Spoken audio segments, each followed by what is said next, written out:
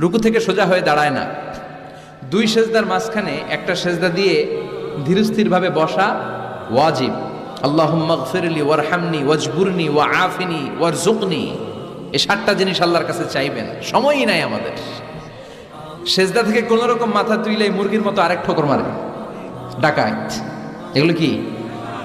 বিষ্ণু বললেন এগুলো ডাকাত, এরা নামাজ নিয়ে চুরি করে, ডাকাতি করে। এজন্য নামাজের মধ্যে ধীরস্থির ভাবে সালাত আদায় করতে হবে, তাড়াহুড়ো করা চলবে না। বিশ্বনবী মেরাজে গেছে কয়বার? কথা কয় না। আর আমাদের প্রতিদিন 5 বার মেরাজে যাওয়ার সুযোগ আছে না নাই? বিশ্বনবী আরশের উপরে যে আল্লাহর সাথে দেখা করেছেন, আর আমরা আল্লাহু আকবার বললে আল্লাহ চলে আসে। আল্লাহু আকবার, এটা ফিল করতে হবে।